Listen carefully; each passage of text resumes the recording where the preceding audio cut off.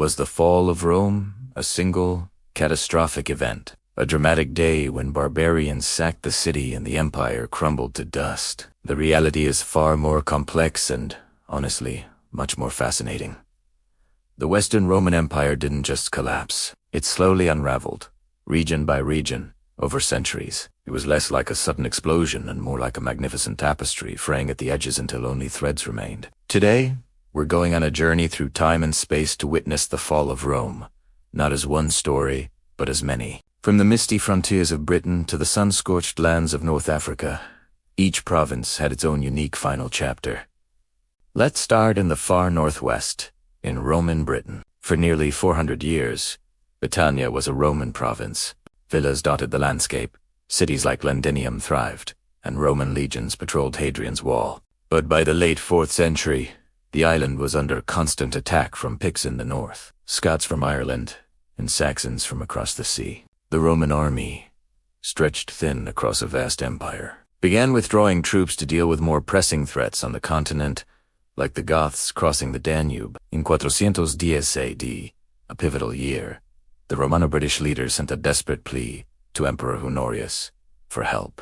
His reply was essentially, "You're on your own." This wasn't a malicious abandonment. The empire simply had no soldiers to spare. Rome itself was being sacked by the Visigoths that very year. With the legions gone, Roman administration in Britain dissolved. The economy, which relied on the army and trade with the continent, collapsed. Cities emptied out as people returned to subsistence farming in fortified local communities. What followed was a period often called the Dark Ages, as Germanic Anglo-Saxons migrated and established new kingdoms, and the Roman way of life faded into memory, preserved only in crumbling ruins and the legends of figures like King Arthur. Britain was the first province to truly break away, a canary in the coal mine for the rest of the West. Now, let's cross the Channel into Gaul, modern-day France. Gaul was one of Rome's oldest and wealthiest provinces, a core part of the empire for 500 years. It was deeply Romanized, with a vibrant culture, massive cities, and extensive trade networks. But its strategic location made it a battleground. In the winter of 406 AD, the frozen Rhine River allowed a massive wave of tribes, Alans and Swabi, to pour into Gaul. The devastation was immense.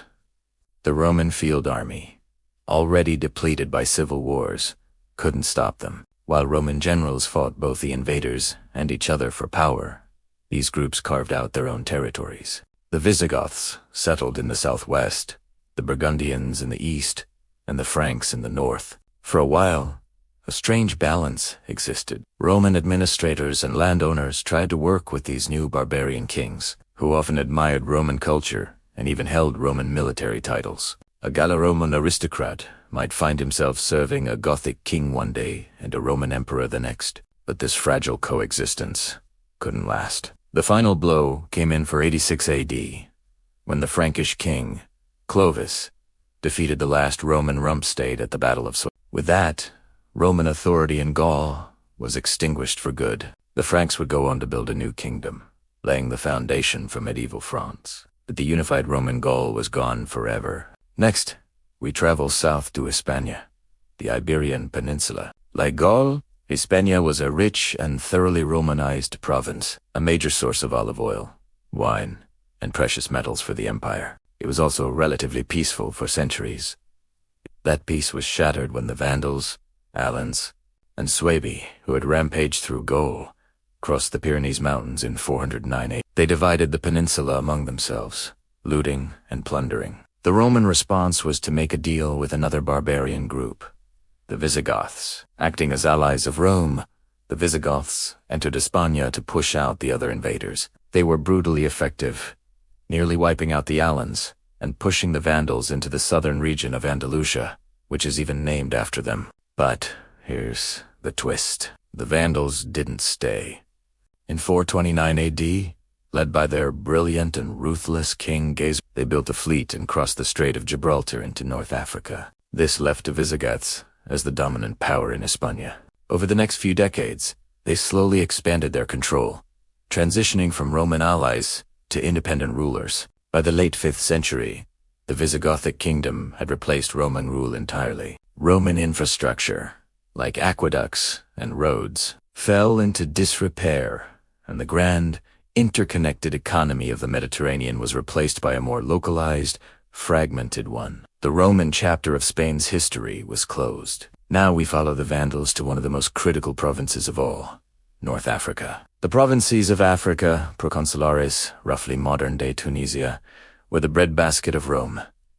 Huge shipments of grain from its fertile fields fed the population of the capital city. Losing North Africa wasn't just losing territory. It was a potential death sentence for the city of Rome itself. When the Vandals arrived in 429 AD, the province was ripe for the taking. Roman forces were weak, and there was internal strife. The Vandals swept across the coast, culminating in the capture of the great city of Carthage in 439 AD. This was a devastating blow. Not only did Rome lose its primary grain supply, but the Vandals, who were skilled seafarers, used Carthage as a base to build a powerful navy. They became pirates, raiding Sicily, Sardinia, and the coast of Italy itself. In 455 AD, they sailed up the Tiber River and sacked Rome, a brutal plundering that lasted for 2 weeks. This was arguably a more destructive event than the earlier sack by the Goths. The loss of Africa crippled the Western Empire's finances and food supply,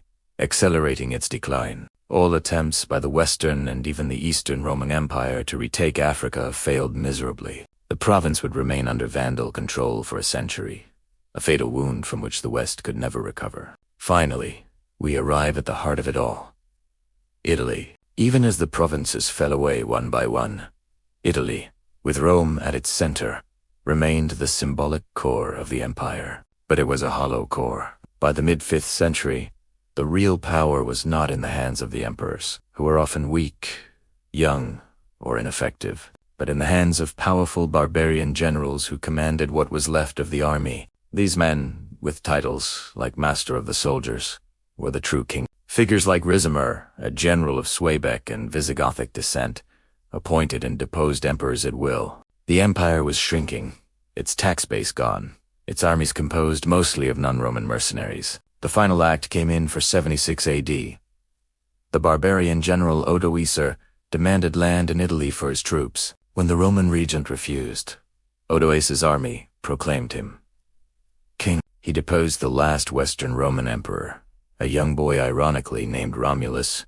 but Odoacer didn't proclaim himself the new emperor. Instead, he sent the imperial insignia, the diadem, and purple robe to the Eastern Roman Emperor in Constantinople, signaling that a separate emperor in the West was no longer necessary. For 76 AD is the date traditionally given for the fall of Rome. But as we've seen, it wasn't the beginning of the end. It was simply the end of the end. Beat that point, Britain, Gaul, Hispania, and Africa were already gone. All Odoacer did was formalize a reality that had been developing for decades. The Western Roman Empire had ceased to exist as a meaningful political entity. The city of Rome itself would continue, ruled by barbarian kings and later the popes. But its empire was a thing of the past. So, the fall of Rome wasn't a single event, but a cascade of regional collapses, each with its own story. It was a domino effect of military overstretch, economic breakdown, and political infighting, allowing new peoples to forge new kingdoms on Roman soil. It's a powerful reminder that even the greatest empires are not monolithic, and their endings are often a slow, complex, and fascinating unraveling. Thanks for joining me on this journey through the twilight of the Roman world. If you found this as fascinating as I do, make sure to like this video and subscribe to the channel for more deep dives into history. Let me know in the comments which region's story you found most interesting. See you next time.